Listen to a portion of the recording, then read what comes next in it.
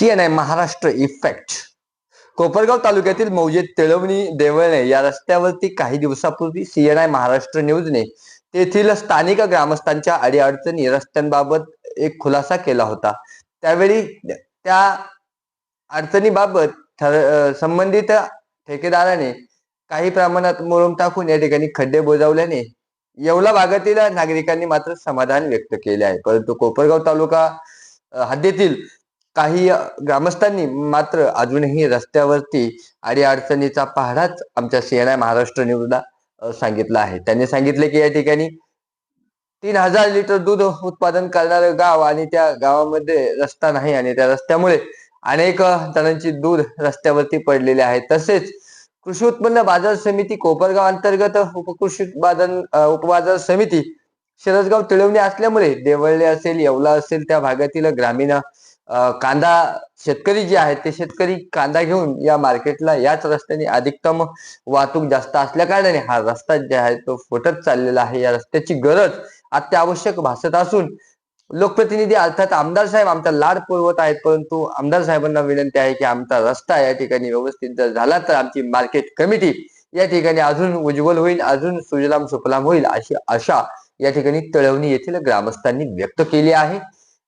याचबरोबर आमदार साहेबांच्या कामावरती कोणीही नाराज नसून त्यांनी अनेक रस्त्यांना निधी दिला आहे. परंतु आज या रस्त्याची अवस्था या जड वाहतूक करणाऱ्या ठराविक संबंधित ठेकेदारांमुळे झाल्याची माहिती या ठिकाणी तळवणी येथील ग्रामस्थांनी दिली आहे. त्यांनी सांगितले की त्या ठराविक असलेल्या वाहतूक करणाऱ्या डंपरने या ठिकाणी रस्ता उखडला गेला आणि आमच्या गावाचा रस्ता जो चांगला होता तो खराब झाला आहे. तरी आमदार साहेबांनी या ठिकाणी कायमस्वरूपी चांगला रस्ता आम्हाला करून द्यावा जेणेकरून आमच्या गावाचा वैभवात भर पडत राहील अशी आशा व्यक्त करण्यात आली आहे. CNI महाराष्ट्र न्यूजसाठी संपादक अमीन शेख, अहिल्यानगर.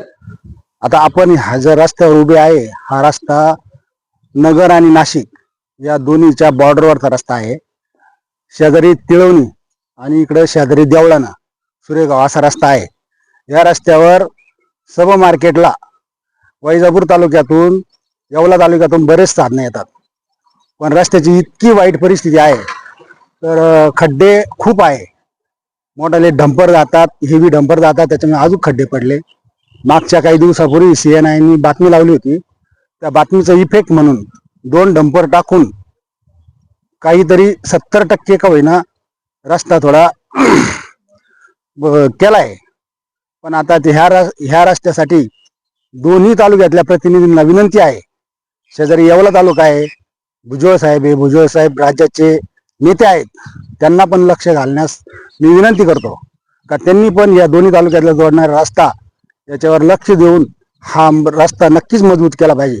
शेजारी कोपरगाव तालुक्यातले पण नेते आहेत, त्यांनी पण या रस्त्यावर लक्ष दिलं पाहिजे अशी मी सर्व ग्रामस्थांच्या वतीने देवळाने ग्रामस्थांच्या वतीने विनंती करतो.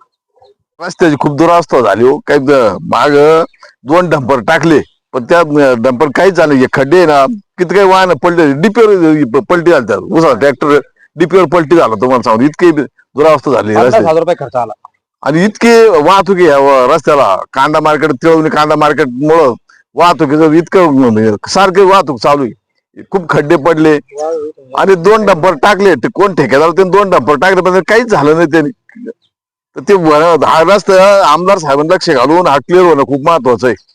आणि रुंदीकरण सुद्धा व्हायला पाहिजे. डबल वाहन आलं तिथं पास होत नाही. वाहन तिथं व्यापारीचे खडे झाले या रस्त्याला. तर ते मार्केटच्या खूप उत्पन्न मोठं आहे त्या कांदा मार्केटचं. कोपरगावच्या मार्केटपेक्षा तिळवणीच्या मार्केट जास्त उत्पन्न आहे पण तरी लक्ष नाही. तर या आमदार साहेबांनी लक्ष घातलं पाहिजे याच्यात आणि या रस्त्याची दुरावस्था दूर झाली पाहिजे. आमची केलेलं आहे का आमदार साहेबांनी कामं केले आम्ही नाही म्हणत, पण आमच्या रस्त्याचे आज एवढी वाहतुकीमुळे ना खूप नुकसान चालू आहे. वाहन पलटी होत्या काही 100% वाहतूक येवला तालुक्यात या रोड नाही कांदा मार्केट.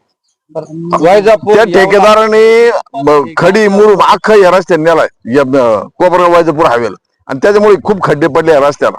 आणि एवढं म्हणून एक फक्त 2 डंपर टाकले फक्त काहीतरी आपलं मीठ चोळलं. 100 लिटर दूध गाडीसाठी कलट्या पाच खड्ड्यात गेले गाडी सगळं 100 लिटर दूध गेलं सगळं कलट्या सगळं गेलं भरपूर आहे. 4-5 व्यापाऱ्यांचे खळी या रोडला झाली. त्यांची वर्दळ शेतकऱ्यांना जायला जागा नाही. इतका रस्ता रुंदीकरणाची खूप गरज असते. खड्डे असले मोठमोठे आणि ते करताच येत नाही. आमदार साहेबांनी लक्ष घालावं याच्यामध्ये आणि आमच्या रस्त्याची दुरावस्था ती दुरुस्त करून द्यावं.